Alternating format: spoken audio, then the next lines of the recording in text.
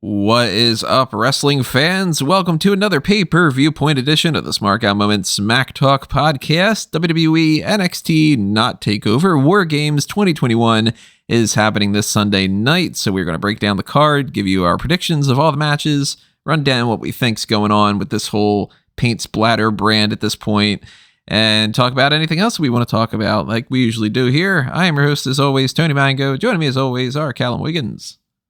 More like meh NXT 2.0. And Robert DeFelice. War games, more like war games. Totally true. This, I'm not feeling this. How about you guys? Yeah.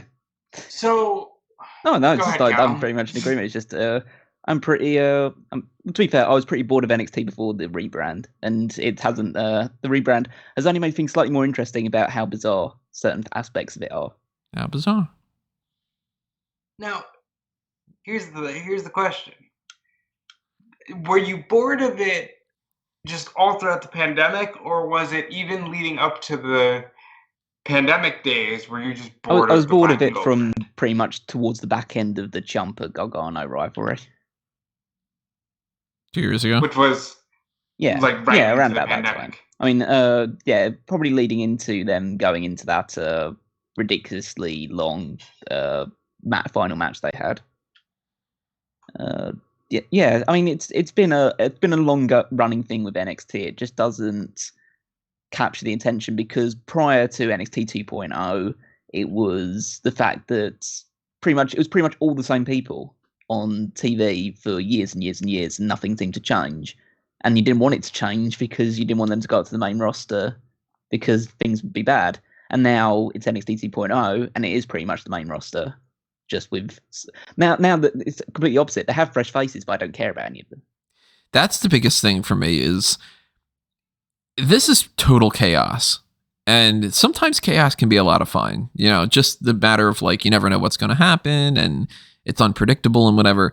But this is my least favorite form of chaos where I feel like it's not worth getting invested in because at any point, literally anybody on this roster, and of course the main roster we've seen, can be fired. And on top of that, they don't seem to stick to anything for more than 2 or 3 weeks. Now, I took, 3 weeks where I wasn't watching the product? I read the results, I checked some of the YouTube videos and some of the, promo packages and stuff, just to kind of make sure that I wasn't completely out of the loop for everything. But I still feel like I have no fucking clue what's going on with some of this stuff. And it's not that it's too complicated. It's just that it's got no clear direction. There are people on this card that I couldn't tell you a single signature move of theirs, let alone their finisher, let alone their character, nothing. And there are people on this card where if I were to just close my eyes from the last couple of weeks, I would have assumed the entire card would have been completely different. There's people who are feuding that I don't see why they're feuding with that particular person. There's an entire division that's thrown into the, total chaos as far as, does that even serve a purpose anymore? This does not feel like War Games to me. This feels like this is going to sound kind of harsh to both sides of the equation, but this feels like the type of card that you see on somebody's DeviantArt account where they're just bullshitting what they would do in a fantasy booking scenario, and you look at it and you go, thank God that person's not on creative. But they are. That's what's more bad of that. about Check it. out Rob's fantasy booking video from a couple of weeks ago. Okay, you know what though? At least in that case, you're working with some, fun characters. In this case, you're just literally like, we had a really good idea, and we have scrapped that, and we are now just throwing shit at the wall because we've decided to scrap the steady thing we had going with NXT. Because say what the fuck you want about the black and gold brand becoming boring or stale or whatever, I don't care. The revamp has produced lower numbers the revamp has produced more confusion, and the revamp has produced just an overall feeling of, okay, it's just like everything else now. Right. Change At the least channel. the black and gold brand and everything was consistently good with a lot of their stuff. Like, you knew, for instance, this will be the first match we can talk about, how many takeover events went by where you knew the tag team match was going to be fantastic. There was a good, 11 or something where they were just some of the match of the year candidates. And right now we're getting the NXT Tag Team Champions Imperium, which I bet you most people, if I were to say name the NXT Tag Team Champions right now, they wouldn't know that it's Imperium. I could not, honestly. And they are not MSK? Yeah. MSK, right? Again, it's just a test of seeing. It took a second, right? Yeah. MSK, who's looking for the shaman. Who do you guys think the shaman's going to be? Papa Shango. Well, they said that he's a master of tag team wrestling. A master of tag team wrestling. I was assuming Jeff Hardy. Well, that's not going to happen. I mean, he technically should be the NXT champion because he'd be carrying Cross all those weeks ago. That's true. But who really is a master of tag team wrestling in WWE these days? One of the Midnight Express. I mean, it seems to imply that they're going for somebody who's like some of those, God, the weed it's Michael smoking. Hayes. Oh my God, it might be. Oh my God, it's Michael Hayes. It might be. Yes, it absolutely has to be. Whatever the case, MSK is not fighting Imperium. Instead, it's Kyle O'Reilly and Von Wagner. Now, just to explain how with some of these feuds, this is how just a mess this all is. Kyle O'Reilly and Von Wagner are tag team basically because.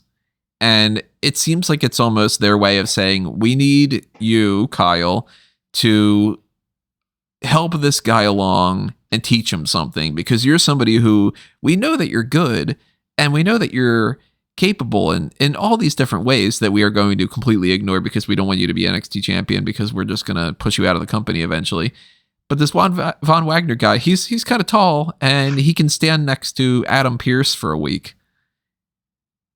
Did they already scrap the plans for the scrap metal? Kind of seems like it. You can't scrap metal. That's scrap metal. I can't imagine this match is going to be fantastic. It's probably going to be decent, but it's not going to be one of those NXT TakeOver Classic tag team matches. Imperium's going to retain unless they just decide that they go with Von Wagner and Kyle O'Reilly for the sake of, I don't know, fucking whatever, because that's what they seem to be doing these days. So, no, Kyle's contract expires is it not up? Yeah. It's December? Yeah. So, I mean, he's probably gone. Yeah, so what I imagine will happen in this match is Kyle O'Reilly and Von Wagner will lose. It will involve some sort of situation where they miscommunicate because they're only just recently formed as a tag team. Von Wagner turns heel, takes out Kyle O'Reilly. They have a match on NXT. Von Wagner wins. Kyle O'Reilly gets booted out of the company. That's probably what's going to happen. Yeah, that's the path I see happening. Or they don't even bother to do that. Kyle O'Reilly and Von Wagner lose, and then the next thing you know, Kyle O'Reilly is just kind of gone. Yeah, probably after the next episode of NXT where they set up that Kyle O'Reilly's going to have a match the next week and then they fire him, because that's been another running theme of this year has been you don't even NXT just NXT doing that, but also you don't even fire people when it looks like you're going to fire them. You fire them right when it looks like you can't possibly fire them because there's at least something next week. Hey, Hit Row just, they just bothered to debut with this thing or whatever. Next week, they're going to go fight. Who was the tag team that they were going to be up against? Yeah, Shanky and Jinder. And it's like, Jinder? Yep, fucking adios, all four of you. Honest to God, it's gotten to the point where it's funny. That's where it is. It's not funny that the people lose their jobs and stuff, and it's not funny that we have to try to track this stuff for our jobs. The company's a joke. It's not right. But the ramifications are sadly serious. Yeah, that's the kind of scenario that you have to laugh at it, because if you don't laugh, you cry. Yeah. And what this match will basically be is it'll be good while Kyle O'Reilly starts out working with these guys, and then they'll eventually get the heat on Kyle O'Reilly, and then something will happen where Von Wagner comes in and just hits a load of big moves, because that's all he can really do. I'm assuming clotheslines. Yeah. And then he'll tag out to Kyle O'Reilly. Kyle O'Reilly will start wrestling well again. It's just going to be the typical WWE tag team formula. And I don't know how good it will be. Maybe Von Wagner is a lot better than what we've seen so far of him. But from what I've seen, like he's a decent hand. That's basically as far as I'm willing to go. I don't see any real charisma. The only reason they're a tag team in the first place is because Von Wagner decided to take his place was given Kyle O'Reilly's place in that fatal four-way match for the NXT Championship all those weeks ago. Remember when that was, and I know it seems like 2 years ago, but do you remember when that was just a number one contender match to fight Samoa Joe for the NXT Championship? And that match was set up by NXT General Manager William Regal, who has disappeared. To fight the champion who had defeated Karrion Kross. That upstart. Who? That upstart on Monday Night Raw, you know. The Leather Daddy. Yeah, at least his wife's got an action figure coming out. It's the best Christmas present. What the hell's going on in WWE this year? It's just, this is the most chaotic year I remember. And that's after a year that was the pandemic.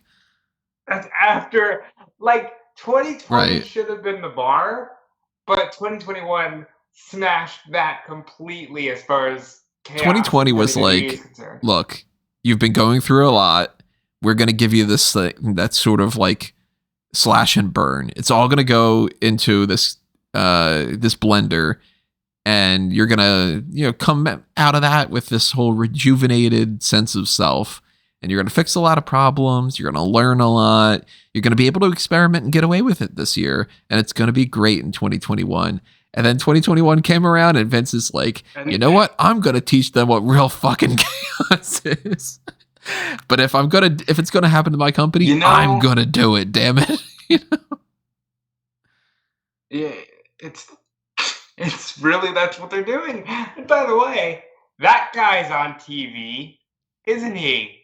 Vince was on Raw quite a lot this week, and looks... Well, clearly, the biggest priorities in WWE aren't keeping a roster that people are interested in, or writing storylines that people are interested in, or, developing feuds and actually having them follow through, or long-term storytelling, or short-term storytelling, or literally anything. It's mostly, what's up about that fucking egg? Well, and I think it's fair to say that everybody always talks about Vince, but he told you on Monday he's got irritable bowel syndrome and an earache, and that's how he's doing. So to ask him how he's doing. That's such bad shit. But since we're talking NXT, good for Austin Theory, who seemingly got off the Titanic and managed to be in a storyline with Vince. Maybe the last one that Vince ever does. Good for him. Which means he's probably going to get fired next week. And also, Imperium wins because why wouldn't they? Because fuck this match.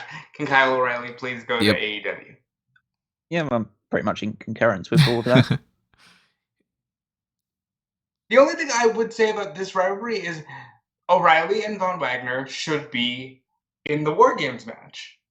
They should be on opposite ends. Based on the fact that you had Von Wagner in the main event of your first brand new show, not Grayson Waller, who you had before then and have done next to nothing with. And Kyle O'Reilly is the one guy that's done War Games. He's on the Undisputed Era. He's been in all of them. They should definitely have had him in there instead of LA Knight. And I would say instead of Tony D'Angelo, because we'll talk about it, but Tony D'Angelo, why is he a heel? Now, the only thing I would say putting him over Waller is at least people like D'Angelo. True. Well, we'll break that down a little bit. Yeah. As we break this down, though, remember, everybody, drop your comments below. Tell us your thoughts on not only your predictions, but of just NXT 2.0 in general and WWE right now, and how you feeling. Do you got IBS? If you do, let us know. And also, while you're over there leaving a comment, make sure you hit the like button, subscribe, and do all the other stuff that you normally would do on any kind of stuff. You know how YouTube works by now. There's also the Patreon. If you want to take part of that, there's the members only stuff. There's a little applause or thank button or whatever they call it now. I don't know. YouTube's been sending me like 1,000 emails over the past couple of days because of all the accounts that I have. And I'm just ignoring all of them. So it's all like updates to this terms of service bullshit and whatever. So I don't know. Maybe I'm breaking some terms of service thing here, but I'm probably breaking tons of stuff. I don't know. But yeah, there's also like Cyber Monday and stuff deals, I think, still continuing on TeePublic and Redbubble. I'm not entirely sure, but if you want to pick up some merchandise, check it out. I'm sure there's going to be sales all throughout the next month leading into Christmas and whatnot. So that's another thing to take advantage of too. But let's move on to something that I feel is another just what the fuck type of thing, which is Joe Gacy, who is, I believe, 245 pounds, is fighting Roderick Strong for the NXT Cruiserweight Championship. Because what is the most logical way for you to do something like a Cruiserweight Championship match? Is it a heel versus a babyface and a babyface versus a heel where they are both under 205 pounds and they actually have some kind of a decent enough storyline with each other? Or is it a guy who is above the 205 pound limit, who is also a heel, and out of nowhere a couple weeks ago had been interacting with Andre Chase and with like 3 other people, and then it's just like, I don't know, fucking Strong now. I absolutely vehemently hate how this is all playing out. This, more than any other feud of this whole thing, makes me just go, why do I even bother? Because they actively are saying an entire division and a show is garbage now. Get rid of the fucking belt. Yeah, I mean, I guess it's the lesser of two evils because it appeared very much so that Roderick Strong would be defending the Cruiserweight title on the show against Odyssey Jones. That would even make more sense, though. That's the thing. It sounds like it's stupid because he's like 400 and something pounds. But at least on 205 Live. At least then he's a babyface. And it could be something where it could be like Strong wants to prove himself, and he's even going to say, "Screw the cruiserweight limit. I'll even fight other people." Like how, what was it? Samoa Joe in the X Division said that he wanted to do something differently or whatever. I wasn't watching at the time, but Abyss held it at one point when it was like, "There's this job." Hey guys. Yeah, it's around no limits. But like, and this title was about cruiserweights. It's about inclusivity. Yeah, and he does the all-inclusive, the all-inclusive invitational. Is it? Well, hold on.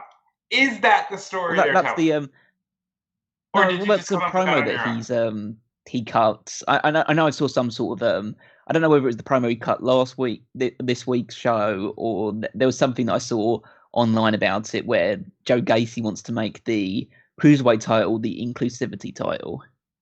Yeah, this week on NXT, last night on NXT, he had the all-inclusive invitational where he was saying that there should be no limits for the Cruiserweight division. It should be including, and this was the way that he described it, no height requirements. And then he showed off who was supposed to be a short guy. Number one, there has never been a height requirement on 205 Live because that makes no fucking sense. It's not the 205 6 foot tall division.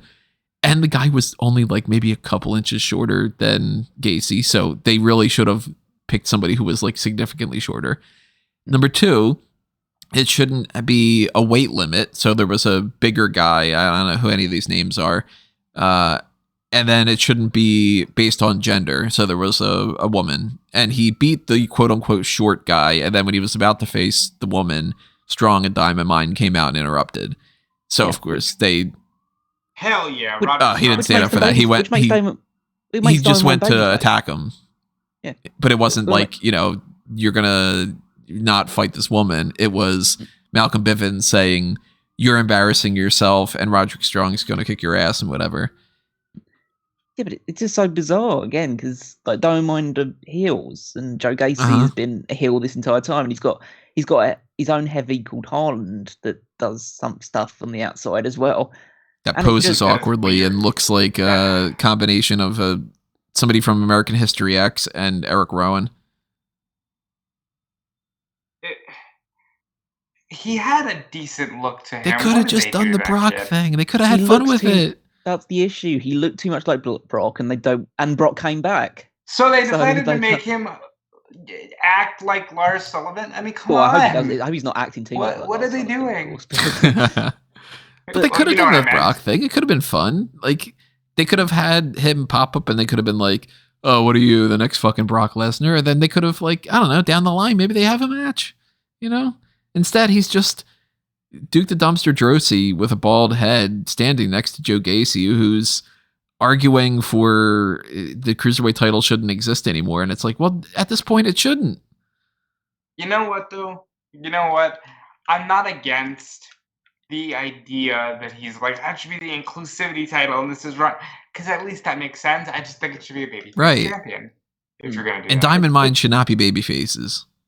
No, they're clearly heels, but then again, like WWE doesn't know how to book baby faces in any regard anyway. So I don't know what the reaction is. I mean, I assume the reaction is going to be behind Roddy because Roddy has a legacy in NXT, and nobody really wants to see the Cruiserweight title go to Joe Gacy and see what he does with it.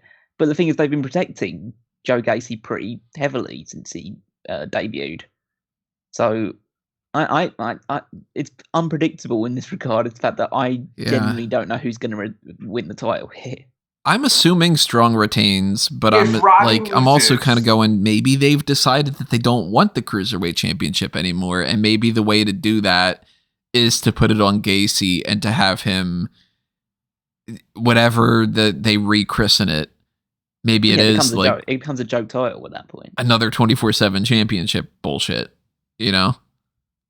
Well, yeah, technically, if he wants it to be the inclusivity title, then it should be open to anybody. It is literally the 24/7 which championship. Brooke is holding and no one wants to beat her for. Yeah, everybody just stands there and goes, well, we can't roll her up. It's like, what? Why is not another woman going for it then? That's kind of my question. You know, that's what I was going to say. Like, they had 4 other women beside her on Raw, and I'm like, why isn't Nikki trying to roll her up? Because that just makes too much sense. Why isn't fucking Sarah Schreiber trying to do it? Why isn't just a heel guy doing it? Why is the heel guy now like, oh, I can't touch a woman, that's going too far? It's like, you know what they're going to do with that? They're going to have some kind of stupid segment backstage where she bumps into a door and she falls down, and then somebody's going to run over like Akira Tozawa. And then R-Truth is just going to have... That was really funny when Molly Holly held the hardcore title and Christian slammed a door in her face and pinned her. That was... See, they're going to do that. And she'll just run into it. With less captivating... Like how she slipped. Was it her that slipped at Money in the Bank? But yeah, this match, I have no idea who's going to win. I'm just going to say Joe Gacy for lols. Yeah, I'm going to say Joe Gacy too, just because... Hey, Roddy was a big deal in the black and gold, and we hate that now, so get out of here, you. Go have fun with It would not friends shock me at all if Gacy wins this, but I'm going to go with Strong in the sense that as much as this makes no sense to say, it makes more sense for Joe Gacy to win based off of how much of a mess everything has been, where it's like, well, of course the guy that shouldn't win will win. You know what I mean? Like, that's how WWE's been lately. It's like, that is completely illogical and it's stupid as all hell. So of course that's going to happen. But then that makes me double back and go, well, then of course that's not going to happen because of course that would happen. And then you just, it's like, you know, those, was it MC Escher, I think, with the picture of like the different stairwells that they kind of fashioned in Squid Game. Everywhere you go to a door, it just pops back into the same room, and you're like on a higher level walking down, but you're walking upward. That's what I feel like the booking is right now, where it's just like you could literally say this has to go left, and they'll go, how about right though? Like, yeah. So I'm gonna say Strong for the sake of it's probably not gonna happen, so it will. And I think it's even more so. I think it's going to end in a DQ. Let me just... all-encompassing statement here. I used to live for these were the best NXT events, and I hate this. Right? They got AEW now. They do like 4 or 5 shows a year. Yeah, I know, but it's like, but imagine if we just had good things all around. Good things are good. It's like, imagine that. Imagine if it was actually just like NXT's on fire. Raw and SmackDown are great. Fire, yeah. And the main roster's doing okay. Instead, it's you can't have too much of one good thing, you know? It's all of WWE is getting progressively worse. And thank God we have AEW. 2022, is that going to be the year that that they sell? Are you on board with that yet, Callum? I'll believe it when I see it, Tony. Yeah. I'm not going to give you the win if they do sell, because like because you don't deserve it. I mean, I'm assuming I've gotten enough wins with the Bray Wyatt thing's going to go nowhere and such. I hate you. That's all your fault. I don't speak everything into the universe. That thankfully that Cain Velasquez Royal Rumble win didn't happen. He's wrestling again though. This upcoming Triple A show. Yeah. Please don't have that happen in 2022. Right? That's all we need. That's all we need is for him to win that and then fight Big E at WrestleMania or something. No, this is what happens. It will be they're obviously going to enter a feud soon between like Dominic and Ray, and then what happens is that Dom calls on Big Uncle Cain Velasquez to come and beat up his dad. That's the WrestleMania match: Cain Velasquez versus Rey Mysterio. That's right. That's why he's getting his reps in AAA, because he got to do lucha. Got to do a good lucha. Is Kalisto fighting for that mega championship? Yes. Oh, he is the champion? Is. No, he's going to be. They're all vacant at the moment. No, he's fighting for it. Vacate it. So was it a 5 or 6 way match? And I know Bobby Fish and Jay Lethal are both in it as well. It's got to be at least 5. It's Bobby Fish, Jay Lethal, Kalisto. El Hijo, was it Del Vikingo? El Hijo de Vikingo, and I think is it Bandito? Yeah, it's Bandito. Yeah, that's not a bad match on paper, but it should be a mess. And I guarantee you, it'll probably be more exciting than whatever the hell the next match is. That is the hair versus hair match. Cameron Grimes versus Duke Hudson. I don't mind the idea of a hair versus hair match in theory, of course, if they're going to do something with the character. But again, I have no faith that the loser of this doesn't just get fired the next week or something anyway, so I have no investment. But I also... Boy, that would be fucked, though. Can you imagine? And then fuck off. Yeah. Okay. They're going to be like, we need to shave a little bit more off of... off the budget.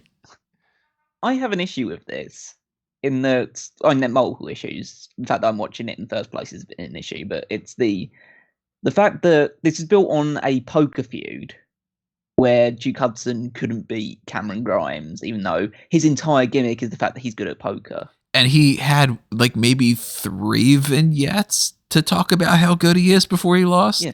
So it's not like he had been like beating everybody like for 6 months on NXT. Yeah, they fast tracked it. You should have like a feuds where he's winning the poker stuff, and then you get to a point where someone beats him, and that's what sets him off.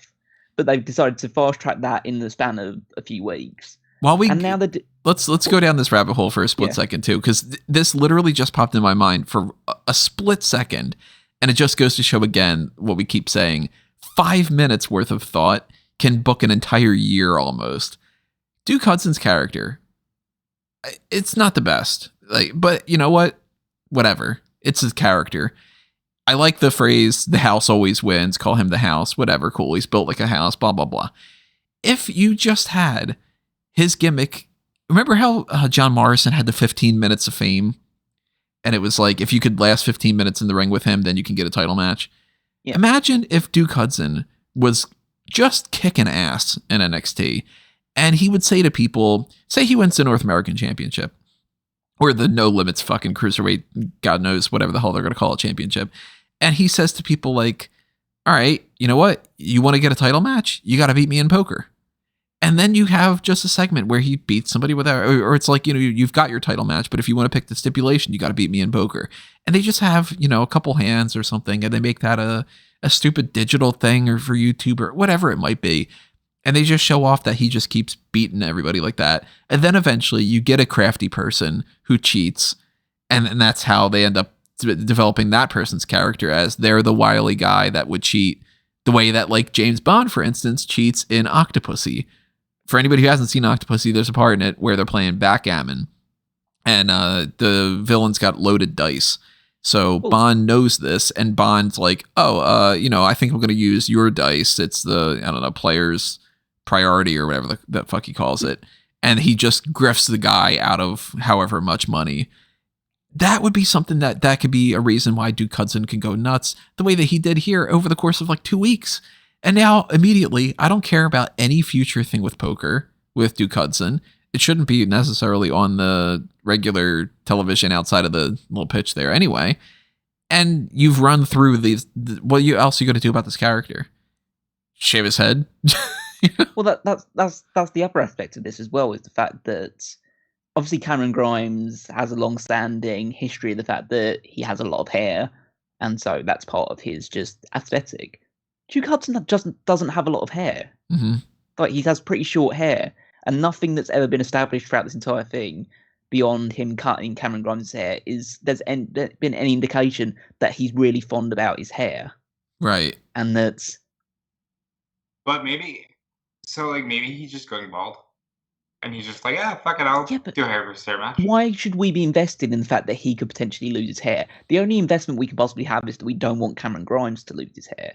Which that means that it shouldn't be a hair versus hair match. It should be a hair versus something else match. Or something. Exactly. Like a hair versus, because if we go with the idea that, like, obviously Cameron Grimes is rich anyway, but let's say that Duke Hudson's has so many millions because he's so great at poker, it should be some sort of money on the line against Cameron Grimes' hair.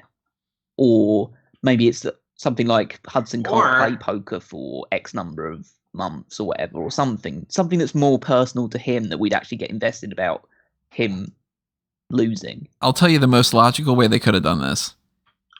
Cameron Grimes had all that money. Duke Hudson wins all that money from him. Swindled him. And now Cameron Grimes is like destitute. And it becomes, I'll give you your money back if you beat me. But if I beat you, I get to cut your hair and whatever. How fucking simple is that? I mean, that would work, but Duke Hudson would have to have cheated at poker to make the heel and face dynamic, because otherwise that makes Cameron Grimes a heel, because he's just stupid and lost all his money at poker. I mean, he could have cheated. That could be how he wins all the time. Like, as long as Duke Hudson cheated to win, then I'm totally cool with that idea. That idea makes a lot more sense than what they're doing, which essentially they had a poker match in the fucking ring. Like, we had to watch poker. You know what sucks? Yeah, look, I'm not thrilled with LA Knight, but that DiBiase storyline was a lot of fun.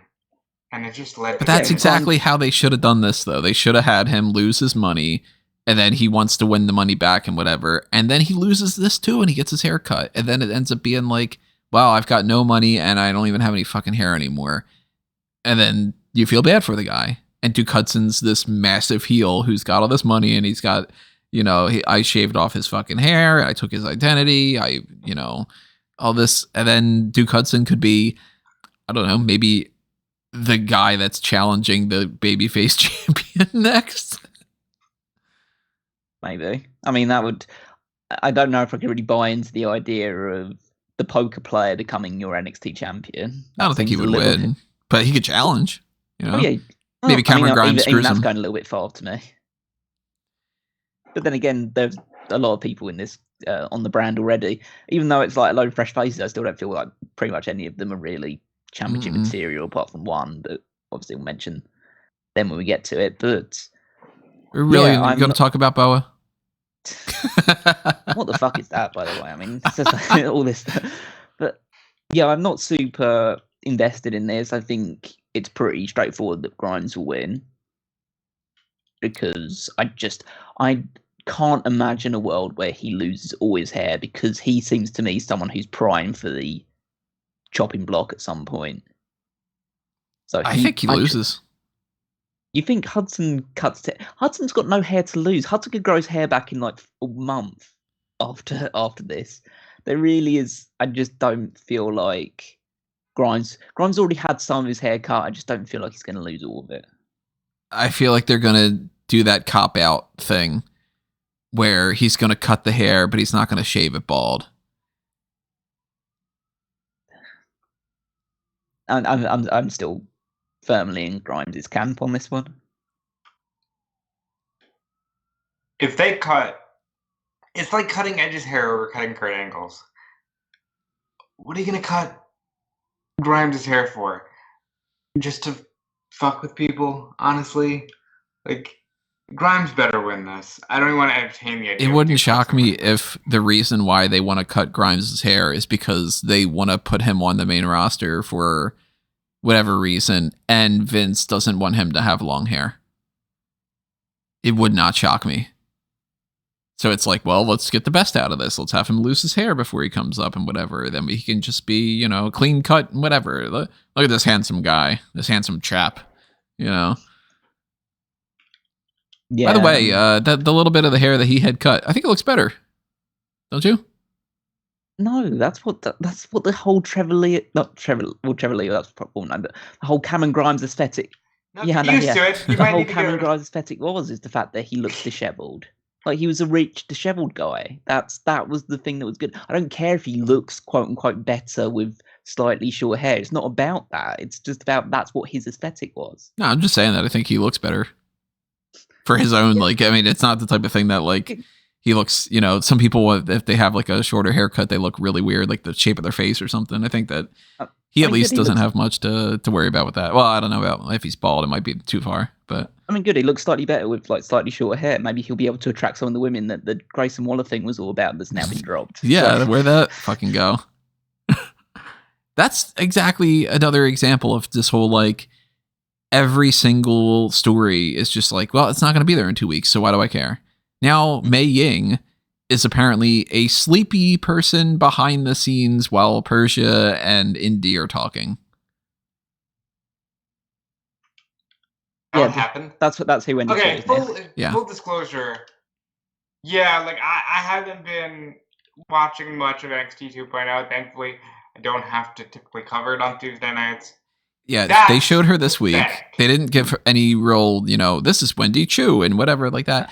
But she was on a couch behind Indy and Persia wearing pajamas, and she had an eye mask on, and she woke up and was sleepy. She woke up for a little bit when she heard them, and then just fell back to sleep afterwards. Yeah. Pretty much, so her gimmick, I guess, is sleep. It's basically my wife. I want to take a nap. To quote Caroline from earlier, I want more nap. I'm not going to be a person today without the rest of my nap.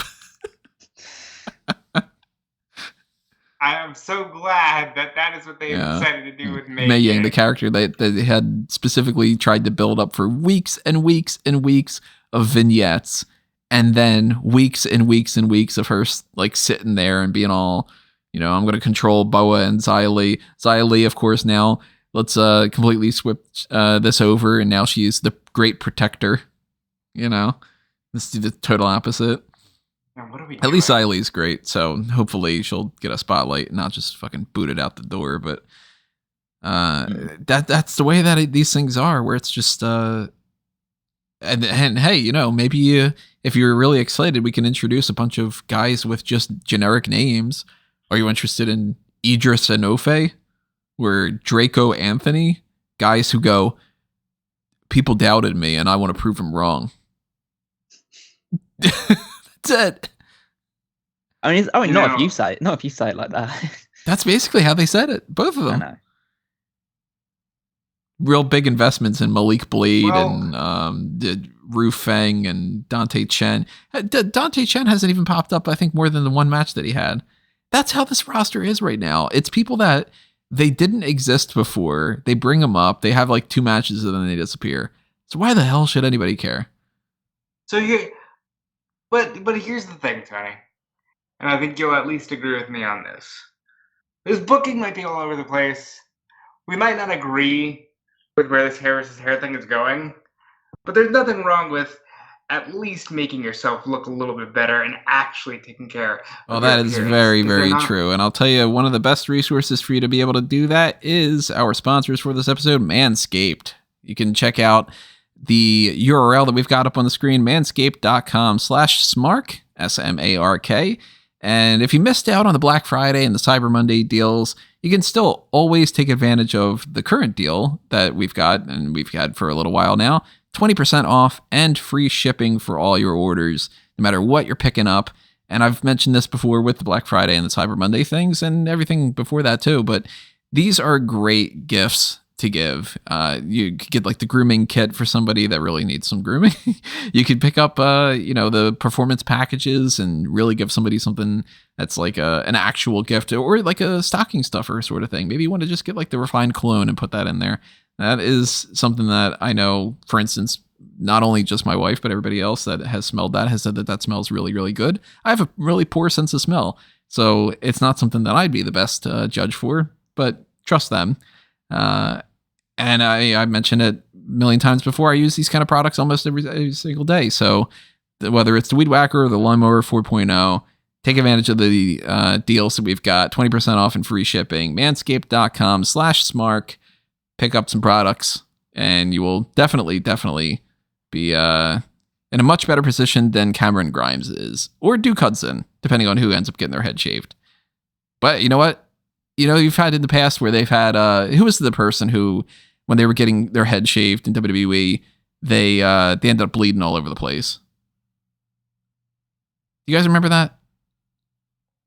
Was it Kurt? I don't know if it was It Kurt. might have been Kurt.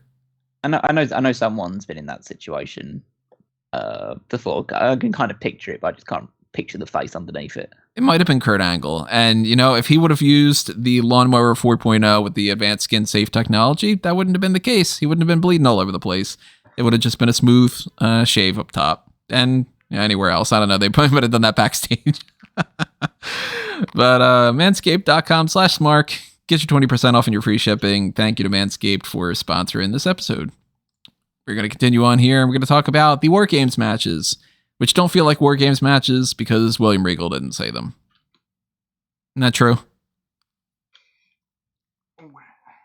I don't like that Regal has disappeared. I think you spent all this time doing this storyline where remember Chaos was running free in NXT, and what are we going to do? Oh, maybe they're just going to get rid of Regal and have a new NXT. And instead of that, which would have been an easier transition into the new NXT, they doubled down on Regal, brought Samoa Joe back, and then, look, I just hate all of this. And I hate that Regal didn't say War Games. And I hate, for the most part, the lineups for these make no sense. And we've hit the part where War Games is like Hell in a Cell. We're just doing it because the name on the pay-per-view says War Games. Now, the women's match arguably makes some more sense as far as one of the teams goes, because that is... Thankfully, it's a three out of the four people Toxic Attraction, Mandy teams. Rose, Gigi Dolin, and Jacy Jayne, three of the champions, are partnering up with Dakota Kai, and then you get to the opposing team, and that's where it just sort of becomes against other people. Now, Raquel Gonzalez has an issue with Mandy Rose because Mandy beat her for the championship. She's got an issue with Dakota Kai because Dakota Kai is the reason why Mandy beat her for the championship. The tag team championships, that's something that Gigi Dolin and Jacy Jayne won from Io Shirai and Zoe Stark. Zoe Stark would have been in this match, but she's injured. So you need two other people. And we get Cora Jade, seemingly, I guess, just because she's somebody that they want to push. And Kaylee Ray turns babyface. She's got a new character. She's just holding a bat and breaking stuff backstage for the sake of it.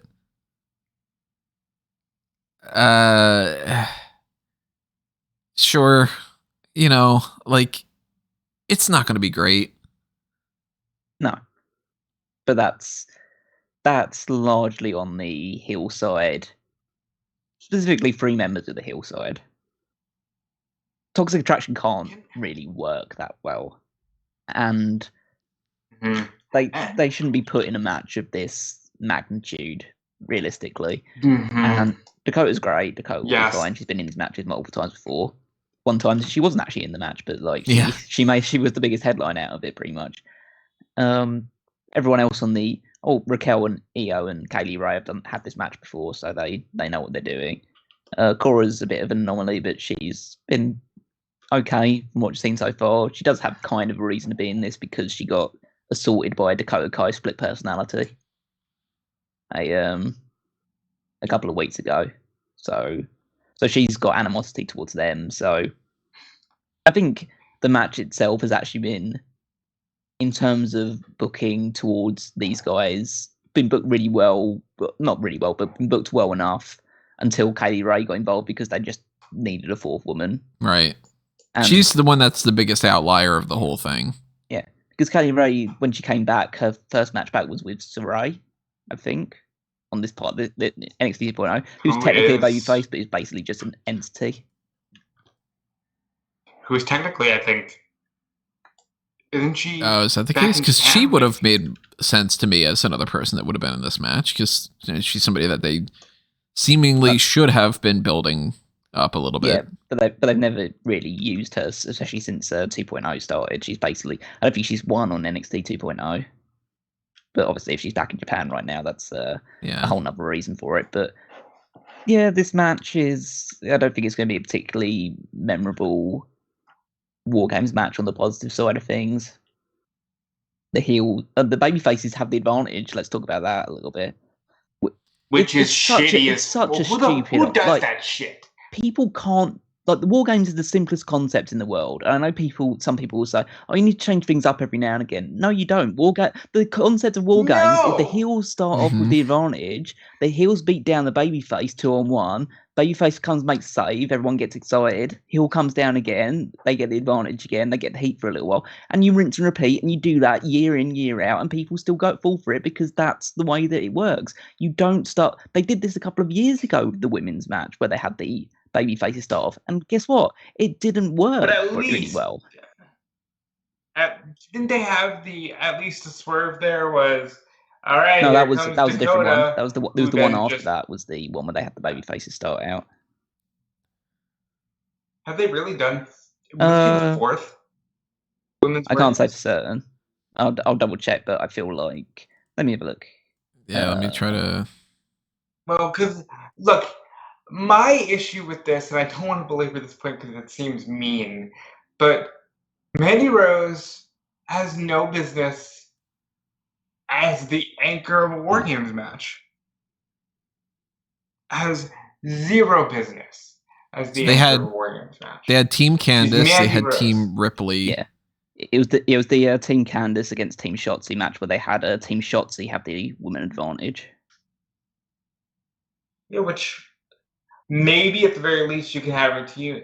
Well, it's all good because they're starting with Raquel. I don't remember if this is what they did. But at least in that case, you can argue, start with Raquel and then throw and have her just fight. And the story is that she's that she's a monster. But you don't even have that here, where it's like, who's your heavy? Jacy. Yeah, like Jade? What are they gonna do? Are they gonna start with like, say, Io against I don't know, Mandy, and then like Kaylee Ray comes out and the two of them beat the shit out of Mandy? And then the only way they can get around it is there's some sort of backstage segment earlier on in the night where they take out or at least injure one of the people, and so there's no real kind of, I guess there'll at least be one person down. So at least like eventually the heels will have the advantage. But it means early on there'll still be, they'll still be there. So it makes no sense from that sort of logical standpoint. The people involved means that the match probably won't be as a high standard as like previous women's War Games matches. Shout out to hardcore icon Mandy Rose, first woman ever to do both War Games and the Chamber. Am I right? Is that true? Or if not the first, she's at least one of the only probably one. Baszler. Yeah, Baszler did it. Probably Shayna. But like, I'm sorry. Look, Mandy and the rest of Toxic Attraction, quite frankly, I don't feel like this is this. Oh my God, it's this war and everybody's fighting. Remember when they first did this, where it was like Bianca and Shayna and Ripley and this one and that one, and they had so many people who were fighting that it was like, hell yeah, war games. And that's just like, it's time for war games. And even a little bit more so when it came to the Team Shotzi and Team Candice, because at least Shotzi had a tank. Mm-hmm. Which is like, and now she's a heel. Because why is she a heel? Yeah. That was the vignette. But guys, they're so fucking hot. All the more reason you don't want to ruin that, right? Like, beat the shit out of each other and get hurt. Like, what? Yeah. Is that how they're gonna judge this match? Is it gonna be like Toxic Attraction and Dakota Kai win because they're, they win more beauty points in something or whatever? I don't know. I mean, realistically, you'd probably have one of the baby faces win because it sets up an easy title feud. That's where I'm assuming that they're going to go here. And I'll spoil this for the other match too. I think Team Babyface wins this. I think Team 2.0 wins the other one. And the reason why is to set up title matches. So yeah, I'm kind of thinking Kaylee Ray gets the pin here so that she could be the next person that's fighting Mandy Rose. There's a good possibility of that. I think it's either going to be Kaylee Ray or Io Shirai. I mean, realistically, Cora Jade should have a title match because she beat Mandy Rose a couple of weeks ago in the offing at some point. So, but it makes sense too. Yeah. But the likelihood would probably be that, I mean, Raquel and Dakota probably won't be finished at this point, so they'll probably move on to their own blood feud. And it's either going to be Kaylee Ray or Io Shirai will be the person to next challenge Mandy Rose. I do think that Dakota and Raquel have one more match, and then I think Raquel comes up to the main roster. Does it matter anymore? I mean, does any of it matter anymore? Sorry, but that's my question. Is it's like it used to be? Oh well, maybe they call up Rhea Ripley after War Games, and or like. But now I'm just getting the feeling like I think though Raquel's going to come up at Royal Rumble. Yeah, it's likely that she'll be one of the people. I mean, they have to call on NXT people for the Royal Rumble. They don't have enough people on the main roster for it. So. Because they don't have 30 but I mean, I think after the Royal Rumble, she'll be up on Raw. Actually, I think she'll be on SmackDown because I think that they want to have Raquel versus Charlotte. I mean, realistically, a lot of the women on I'm all right with that. At least both Raquel and Io Shirai realistically should both be on the main roster by this time. Well, very much so by this time next year. And Dakota Kai. A lot sooner. Yeah, Dakota should be as well. I mean, Mandy realistically should have been, but I don't. You know what though? Dakota did some darks, and they didn't call her up. So. Yeah, but now she has a split personality disorder. Now she's money. Oh, that is true. But that's what though? Maybe they just change her, and maybe she's just the bubbly, nerdy gamer girl. They very well could do that. I mean, we could look at a position where the two of them both leave. And they just go to the opposite rosters, and it's like Dakota Kai. You might have seen her on NXT, and she's bubbly baby face again. Or hear me out here, Tony. They both get called up and go to the same roster, and their first feud is against each other. It could be that, or that they're a fucking tag team. Yeah, exactly. I'd probably they were. It's not like it hasn't happened, Yeah. Well, what happens is that Raquel Gonzalez beats Dakota Kai, knocks her split personality loose, and she becomes a Dakota Kai that was friends with Raquel Gonzalez, and then they become a tag team again. No, that'll be the headcanon that people create when WWE doesn't bother to do that. They just do that, and then other people go, no, see, this is what WWE meant, and WWE goes, yeah, that. Kind of like when you see a director answers a question on Twitter, and people will be like, was this a reference to this thing? And they go, yeah. I'm glad you caught it. Not many people have caught it, like that kind of thing. I just assume that it's Team Babyface winning here, and again, none of it really matters. And Mandy Rose will beat whoever ends up being the next challenger. Likely, yeah. I'll go Team Babyface as well. I'm gonna go Team Babyface, and Kaylee Ray pins Mandy Rose, making Kaylee Ray the number one contender. Then we got they officially christened them Team 2.0 against Team Black and Gold. LA Knight on Team Black and Gold. I guess technically. Kyle O'Reilly's right. He's probably one of the there. oldest dudes Just on gotta the say it. roster, so I guess it would make sense because it's basically old against young. Outside of Pete Dunne. But then, I mean, to be fair, he's wasted all of his youth in NXT without being called up properly. So, this is. So I think I alluded to this on like a previous podcast. This is ECW Originals versus New Breed. The new breed, yeah, from all those years ago, because that's what Vince does when he gets a third promotion. It's basically the idea of saying that the old stuff is crappy and I hate that side of things, and we're going to get the new people through, and then what he does is that he immediately makes the new people the heels, which is just dumb because you're supposed to when they beat like the originals and then the originals kind of get phased out or go away, you're left with a bunch of heels that nobody likes because they beat up the originals in the first place. Mm-hmm. Instead of making them the heroes that you want to champion going forward. This is what WCW did with like the New Blood versus the Millionaires Club. It was like the Millionaires Club all those years ago was it Hogan, Flair, Luger on the babyface side, and then the heels had people like Booker T and Billy Kidman and Jeff Jarrett, and people that you would be essentially, if that company had survived longer than beyond that point, because it pretty much died a year after that point.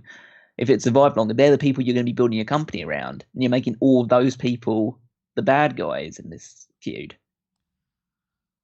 But and it's worse than that because the people representing the brands aren't even your best foot forward. Like, all right, I'll give you, Ciampa, Gargano need to be in this match. Pete Dunne, sure, because he's what you got left. Again, I'm not going to belabor it, but Kyle should be there. And then you've got Tony D'Angelo, who is a character who shouldn't be in a match like this because it's a gimmick and it's a laugh. He's got the meme potential. Imagine how many memes they could get out of this match. He's such a fun character, though. He shouldn't be this, like, hey, I'm going to beat Petey Popper over there. I'm going to fucking do that because I'm a heel. It's like, no, I said that he's it's one of the fun characters. Wasn't like the gimmick a couple of weeks ago is that he kidnapped and abducted the producer. Yeah, producer. But that was fun. That was like fun. It's fun to. I didn't realize The Sopranos was a comedy. Sorry, I got that confused there. No, that was definitely a babyface move. Fuck that producer. So will Tony be bringing a block of Parmesan to the ring? He should. He should bring a fucking. Just do everything with this character. Just promo saying that I'm going to grate this guy's head against the things like some fresh like Parmesan. Some Parmesan. Yeah, just like get the gabagool, get the just do all the shit. Make this like every possible shitty meme thing that you can do because it's fucking fun. And he should not be a heel, and he should not be in this match. He's on the heel side.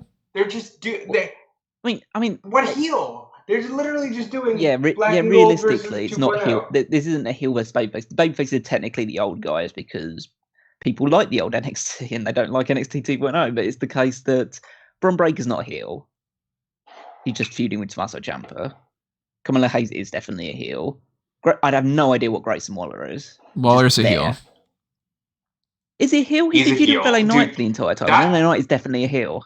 He did this goofy ass people's elbow, and I hope he's a heel. Well, did you guys watch the promo from last night? Well, there you go. Tony. So the promo from last night was Team 2.0 said, here are basically some of the reasons why we're, going to fuck you up, essentially. Carmelo Hayes says, Johnny Gargano's eating well, but you know what? It's time for me to get my plate. Which is like, cool. All right. Grayson Waller says, like, the equivalent of, these old farts don't know how to be a sports entertainer these days. Tony D'Angelo goes, hey, fucking Petey Dunne, hey, I'm gonna fuck you up, gabagool, whatever shit. And Bron Breakker essentially says, Ciampa is underestimating me. I'm gonna beat him, and I'm gonna beat him for the championship after this, that kind of thing. So Breakker still there's still a range where Breakker can just be a babyface after this. Hayes definitely is a heel. D'Angelo's all over the fucking place. And Waller, the only reason he's a heel right now is because he was a babyface 2 fucking weeks ago. And they just keep switching him. He has had more babyface and heel turns than I think almost anybody in the past couple of months. He's gone back and forth enough times that I've stopped counting it. He's in Big Show territory. Well, there's a real issue with him in particular. I know I could obviously talk about the other guys as well, but he has no personality. And he doesn't grab any sort of real attention whatsoever. He's just so generic. He really is, in a way that I think that they could get around it if they did something with him. Because what they're doing is they keep giving him these ideas that require him to have the charismatic edge and he doesn't have that in that kind of way. Like, yeah, the ladies man thing, or for him to be like, when he was the host of Halloween Havoc, that was just awkward because that's not whatever he is. And they need to figure out whatever he is and then run with that. Don't give him characters that he can't do. And if he... Who was he on the Independence now? Anybody remember anymore? God knows. What are you talking about? Grayson Waller's indie name. Was he an independent guy? So his real name's Matty Wahlberg. Oh, don't tell me he's definitely not. So he's not any relation to Mark. That's fine. But then again, that would just give him something interesting.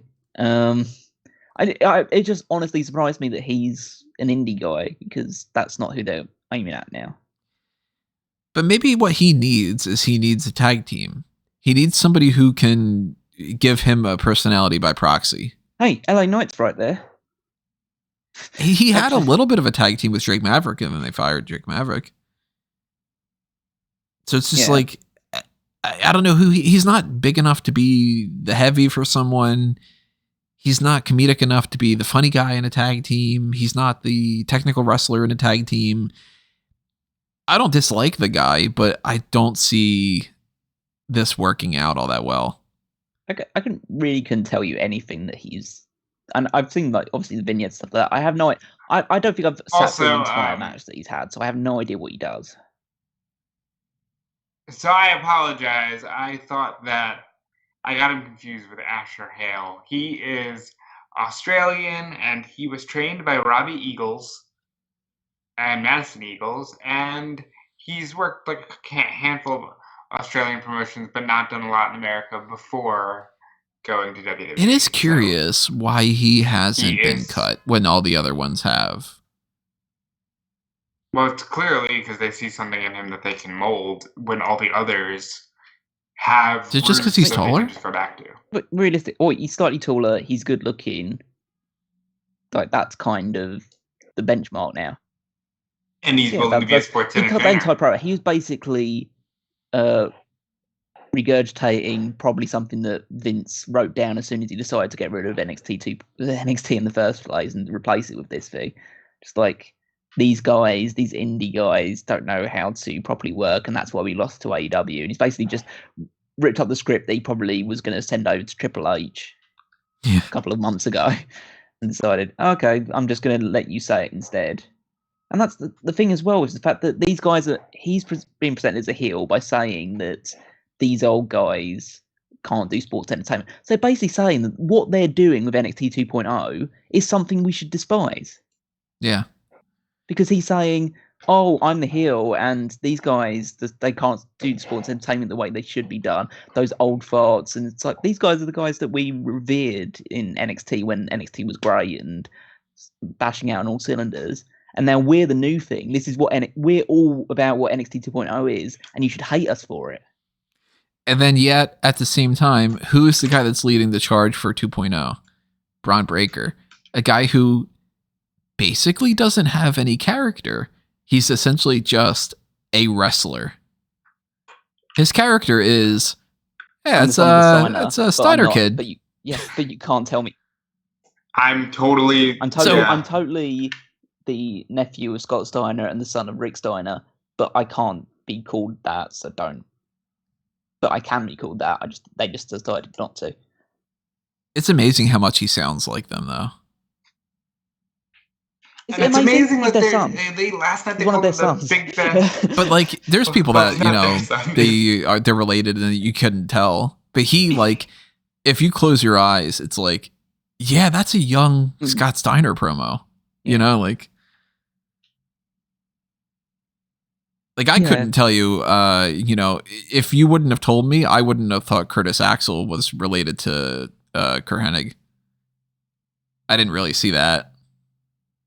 But that's that promo about his what that one in the era of McGillicuddy or the genesis of McGillicuddy. Yeah, didn't give you a real.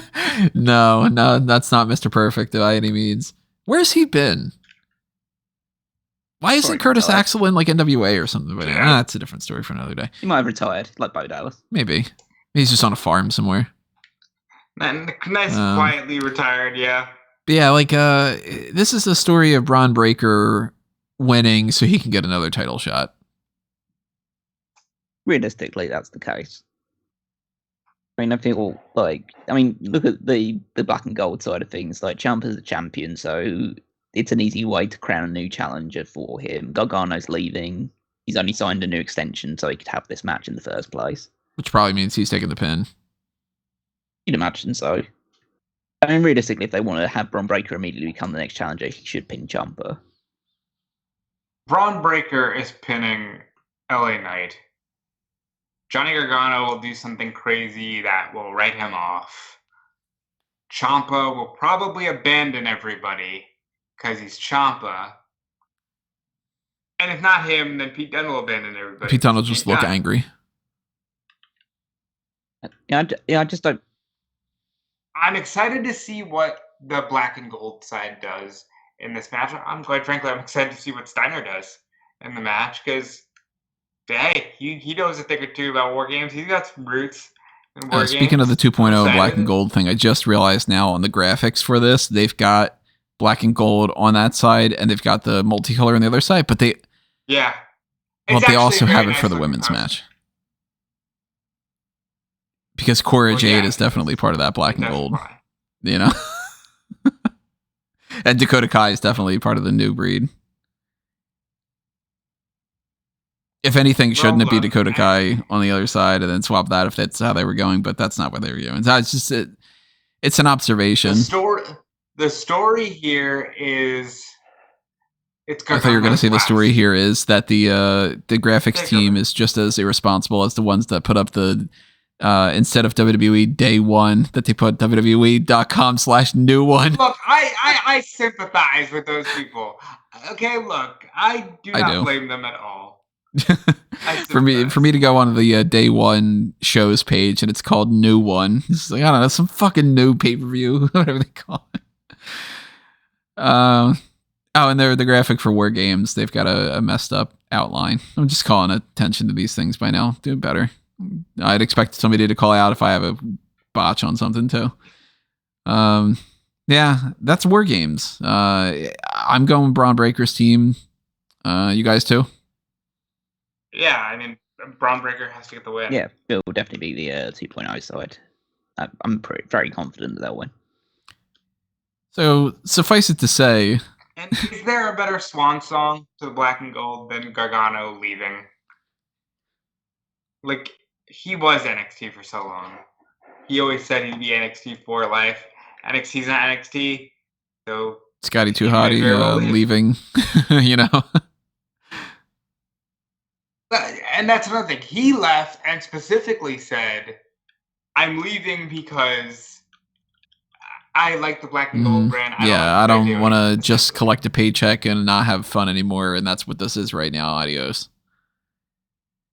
So I'm not having a whole lot of faith that we're gonna have Gargano or O'Reilly anymore. But if they go to AEW, then they'll have some kick-ass matches there, and then Kevin Owens will join them, and then probably AJ Styles will join them, and then probably Sami Zayn will join them, and then it'll just be that, because the NXT that used to be the show became AEW. And now this is becoming ECW. Such a shame. Yeah, I'd say so. So to be fair, I quite liked ECW. Okay, I want to end it on this. Like the like take all comers thing. Yeah, it was bad when they decided that they wanted to be like ECW but weren't actually ECW, and then when they decided, okay, it's just a third brand, it actually got all right. I can sympathize with that too, because I liked some of. Fundamentally, if it wasn't called anything, if it wasn't called ECW, it would have been a good show. To an extent. But I want to end it on this. Do you think we see Triple H on this show? Not at all. It's not even called TakeOver. It's not a TakeOver anymore. Is it?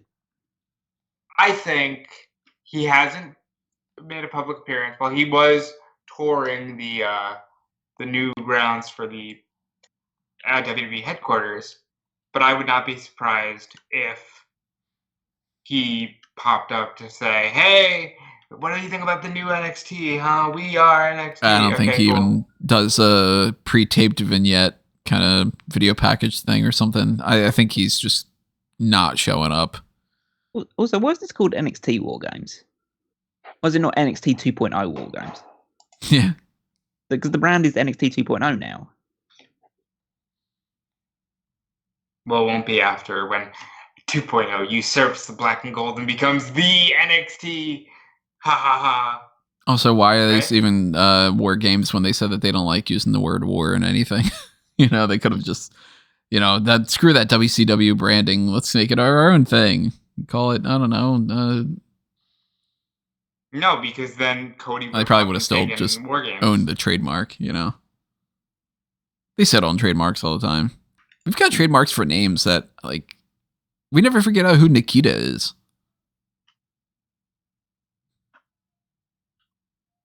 That was back when they were doing, the Creed brothers. So, whoever Nikita is might have gotten fired, yeah. They got released in that case. I don't know. We'll have to see. But at the end of the year, it's going to be, here's the list of the people that are on the roster, here's the list of releases, and Nikita's somewhere in between. I don't know. We're heading into an era with Tiffany Stratton, and, she's talking about how daddy's buying her a bunch of gifts, and that's going to be... But she's so fucking hot. Is she? We haven't even seen her face. I don't know. Yeah. I'm sure there are plenty of videos. Well, something else you'll be able to find online is live coverage of this on smark.moba.com. And of course, after the pay-per-view, I'll be having the traditional post show, recapping everything that happened, talking about the good and the bad and everything in between. So that's happening on Sunday night, December 5th. I think it's 8 o'clock is when the actual card starts. I think it's 7:30 for the pre-show. And we'll see what it is. It could be a surprisingly good pay-per-view. It could be a total mess. It could be a combination of the two. Midway through, half the people might be fired. They might introduce brand new characters just right before it and announce it on Twitter or something dumb. I don't know. It is what it is. We can't clearly make it anything different than that because the people in WWE can't even do that. So... if you enjoy AEW Dark and AEW Dark Elevation, you might enjoy this. That's rough, but I get it. So any other thoughts before we wrap this up? No. I miss RIP TakeOver, man. Yeah, I think we'll see how this goes. WWE does have a habit, especially in recently, of just being just so terrible booking going into pay-per-views, but then the pay-per-view itself being okay. So... well, Survivor Series smashed that. So. Traditionally, we can at least bet that the performers are going to do their job and they're going to save it. But when you got these people in here that, I don't know how Tony D'Angelo wrestles, Grayson Waller's not somebody that it's every single time he's going to go out there and he's going to put on a hell of a match. Von Wagner, so we have to hope that they surprise us at this point. So that's the best thing we've got to look forward to. And this one is just the oddity of a lot of people that we've only really seen wrestle for a couple of times and see how they perform on a quote-unquote bigger stage. I guess the one other thing I can mention, just for another prediction, do you guys think that they're going to look at this in any fashion of, if you don't do well, you're fired? Like that this is a sink or swim pay-per-view for some people? I really don't think that on the grand scheme of things that their firings are based on performance for the most part. What do you think it's based off of? Salary against the like overall worth. I don't think it's based on like a single performance. It's not like a case of, I don't think they send people out thinking like, okay, one bad performance. I think they usually would have just like an idea in their head of like, okay, this person's probably going to go at some point. So, or they just look at it and think, like, what about this guy? Okay, that kind of attitude more than, oh, it's based on somebody like really, really getting negative like performance, getting one negative performance, let's say. I don't think anyone will be fired off the back of this show. Yeah, I would agree with that. I don't know. People will leave off the back of this show because Johnny Gargano and Kyle O'Reilly are going, but I don't think anyone's going to get fired. So. I do think maybe not necessarily fired because of performance on this job, but I do think that even more than Gargano and O'Reilly are going to leave. I think that there's a good chance that somebody like an LA Knight or even a Von Wagner, for all we fucking know, they could end up being like, nah, never mind. Because they've done that with plenty of other people. We could see that happen. I don't want that, of course, to happen to anybody, but if there's anything to predict these days, you got to kind of predict some of those things too. But prediction-wise, that is our rundown of this pay-per-view. Drop your comments below. Tell us your thoughts on what's going to happen. Tell us your thoughts on what you like and what you don't like about NXT 2.0 right now and about War Games coming up. And we will see you on Sunday night. But we're going to run things along here with a couple other plugs really quick. I don't know exactly when we're going to do it, but I'm more than likely at some point going to watch Red Notice and do a fan tracks of that. So if you are interested in checking out... maybe tonight, maybe tomorrow. Maybe who knows? Maybe before War Games is there, maybe we have that up. That should be over on the Fanboys Anonymous channel and on the website. So go to fanboysanonymous.com. Not much activity happening over the past month on there just because I took my break. But plenty of other movies that have been happening. I did want to write up some stuff, but I chose not to, about like Ghostbusters. And I haven't watched Hawkeye yet, but I might try to do something based off of that once I watch that. I watched a couple other movies here and there. Maybe I'll do like a bonus features at the very least and just talk about some of the things I've been watching lately. But whatever's happening, hit the like button and the subscribe button and everything over on that brand. Check me out at Tony Mango all over the place and check out what these guys have going on as well. Rob? Yeah, you can check me out everywhere on social media at DudeFleece. Check me out on Fightful.com. Check out Sean Ross Sapp because look, we've been talking a lot about contracts. And if anybody's going to have it first, it's Sean Ross Sapp and Fightful Select. So check them out. And check out all the cool archive stuff in the YouTube archives and the Smark Moment archives, such as the Paul Heyman SmackDown podcast and 2001 Wrestling Odyssey, which I did with Kellen Wiggins, who I will now toss the baton of plugs over to. Oh, Catch. Thanks. And then he dropped it there for a second. Well, you can definitely check out all that stuff that Rob mentioned. Both 2001 Wrestling Odyssey and the Paul Heyman SmackDown podcast is when me and Rob went back in time to the late Attitude Era, early Ruthless Aggression era, checking out, reviewing shows back then. So if you're interested in that period of wrestling, then you can always hit that stuff up. It never gets any older, really. And you can also check me out on Twitter at Wigmeister14 and check out all the articles on smarkatmoment.com, including the power rankings, because that's my contribution. But make sure you're stopping by everything else as well. Next time you guys go back in time, can you go back to when The Undertaker and Brock Lesnar had the WrestleMania match and stop that from happening? We can try, pal. We're powerful enough for that, really. Speaking forward in time, we will see you next time, everybody. And we hope you enjoy yourself in the meantime. Adios for now. This has been another Smark Out moment, and we're being counted out.